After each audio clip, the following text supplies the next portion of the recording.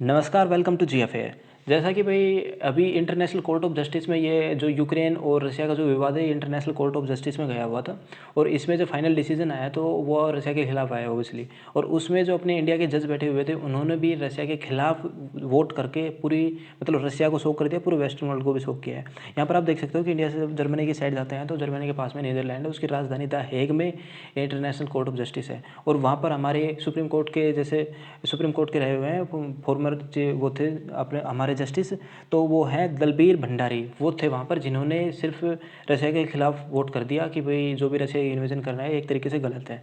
और ये जो पिटीशन है, जो रशिया और यूक्रेन की पिटीशन यूक्रेन ने डाली थी 26 फरवरी को। आपको पता होगा कि 24 फरवरी को ये युद्ध स्टार्ट हुआ था और 26 फरवरी के दिन यूक्रेन ने रशिया के खिलाफ पिटीशन डाली थी कि भाई कैसे ये जो रशिया एक स्वतंत्र देश पर ऐसे आक्रमण करके इन्वेजन करने की कोशिश कर रहा है, इसके आप खिलाफ एक्शन लो और इसको मतलब रशिया को एक तरीके से दंडित करो।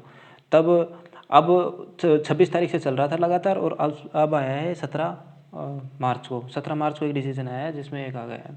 यहाँ पर आप देख सकते हो कि भाई इंटरनेशनल कोर्ट से लगातार सुनवाई चल रही थी भाई 26 तारीख से। और इसमें 13 और 2 से हुआ है। 13 में तो जैसे सब विपक्ष में थे और 2 आपको पता होगा चाइना और ये रसिया जो विपक्ष में आए थे। दोस्तों, international court of justice the Hague में है, उसमें 15 जज बैठते हैं। 15 जज में से 13 जजों ने तो विपक्ष में वोट किया है और 2 जज ने इसके समर्थन में वोट किया है, रसिया के समर्थन में वोट किया है। 2 में जो समर्थन वाले में है, एक रसिया है और एक खुद एक चाइना है। ठीक है, चाइना तो ऑब्वियसली सपोर्ट में करेगा, लेकिन यहाँ पर एक मतलब वो थी कि यहाँ पर एक फाइनल डिसीजन देना था कि भाई आप पक्ष में हो या विपक्ष में हो, मतलब रसिया गलत कर रहा है सही कर रहा है। तो इंडिया ने ये कहा है कि ये गलत कर रहा है क्योंकि यहाँ पर अब सिविलियन को भी जान जाने लगी है और रशिया बिल्कुल अभी कुछ कर नहीं पा रहा है यूक्रेन में और सिविलियन को टारगेट बना रहा है। इसलिए इंडिया को ये डिसीजन लेना पड़ा क्योंकि अगेंस्ट डिसीजन नहीं ले सकता था।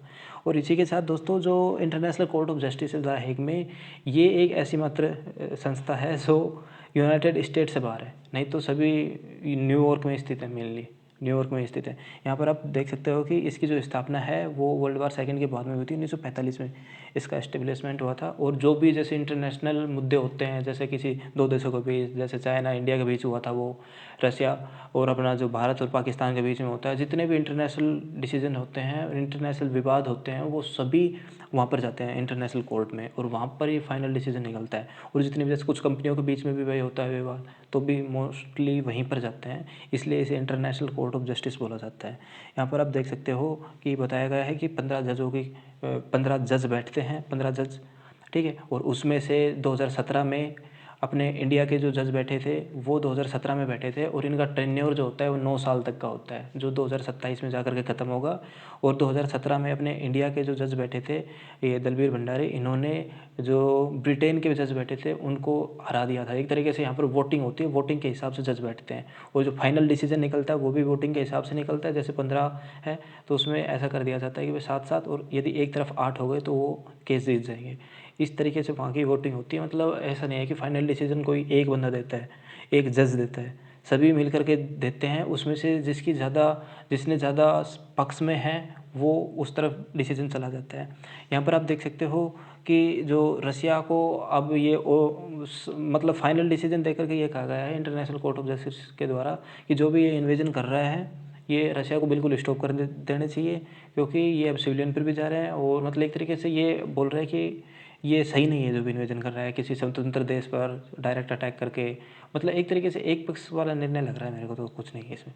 और यहाँ पर आप देख सकते हो कि भाई यही है, बस रशिया के खिलाफ वोट किया है, इसलिए भाई पूरा वर्ल्ड भी सहमा हुआ है। और भाई जैसे यूक्रेन के प्राइम मिनिस्टर जो वहाँ के प्रेसिडेंट है वो भी एक तरीके से सोच रहे हैं, क्योंकि अभी भाई इंडिया ने जो रशिया से ऑयल खरीदा था उस वजह से यूएसए से भी लग रहा था कि भाई सैंक्शंस लग सकते हैं, इसलिए थोड़ा भाई पक्ष मतलब एक तरीके से स्टेबिलिटी भी करना पड़ेगा। और जो आपको पता होगा कि कोर्ट जितने भी अपने इंडिया में हो बाहर हो, हमारी जो न्यायिक व्यवस्था है वो स्वतंत्र है और वहाँ के जो जज हैं वो डिसीजंस अपने दिमाग से अपने बलबूते से लेते हैं, समझ करके कि भाई क्या चीज़ सही है क्या चीज़ गलत है। वो किसी की दबाव में नहीं लेते, ना किसी गवर्नमेंट के। आपको पता होगा कि चाइना के तो दबाव में लेते हैं और रशिया के तो भाई लेना ही है सब पक्ष में।